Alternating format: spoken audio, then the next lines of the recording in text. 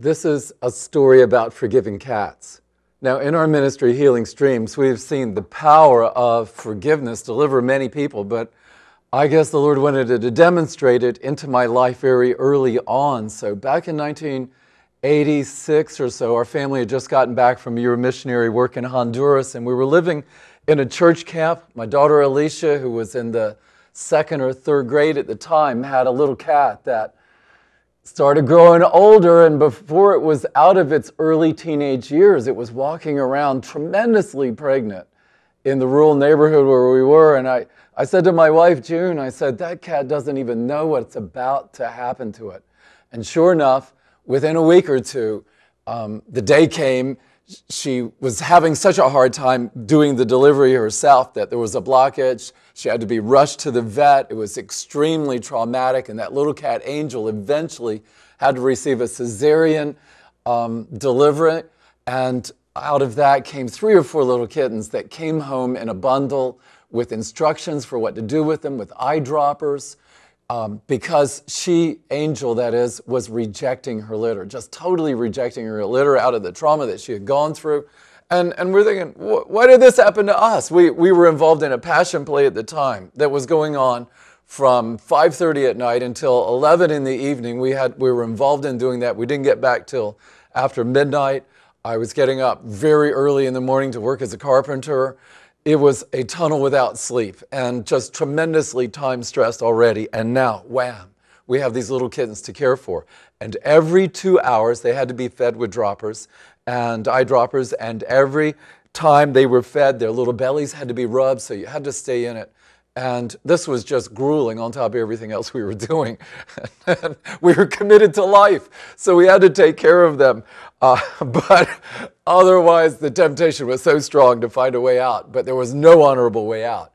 And I came home. I remember coming home about 2 or 3 days after this has happened, and the little teenage kitten comes up to me, purring, Angel's purring. And I looked down at her and I said, "Ha! You're the troubler of Israel. I don't want to have anything to do with you." And just like that, the Holy Spirit spoke inside of me, "Forgive the cat." And I'm going like, what did I just hear? Forgive the cat? I mean, that was a thought that wasn't coming from me, that's for sure. And I looked up and said something to God like, where is that in the Bible?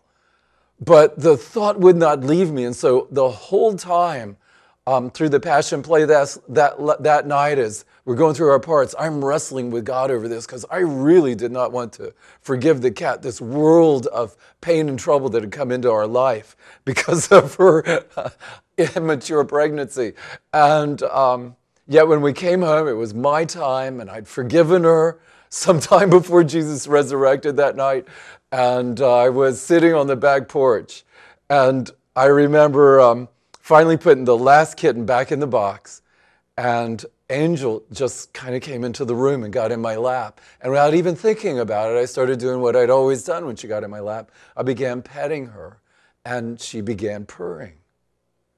And then this little voice, once again, this little voice said, "Why don't you see what happens when she's purring and you put her in the box?" And I'm going, wow, what a thought. And I tiptoed, petting her, purring, tiptoed over to the box, put her down in the box, petting her, she's purring. The little kittens come around, they're starting to nurse, because up until that point, she'd hissed and driven them away if they ever got near her. Now she's accepting them, she's nursing them. I ran, told my wife June, she came out, we looked at it, we rejoiced, and we just stared in amazement at this cat that, against the veterinarian's expectations, she was still able to give milk, and she went on to become an absolutely fantastic mother to a wonderful litter of kittens. And all because one guy had broken down at the word of the Lord and said, "Okay, I'll forgive the cats." You know, my friends, this is what we do all the time with Healing Streams, is we're seeking to help people to enter into the marvel of the working of God when we actually release the forgiveness. And who do we need to forgive?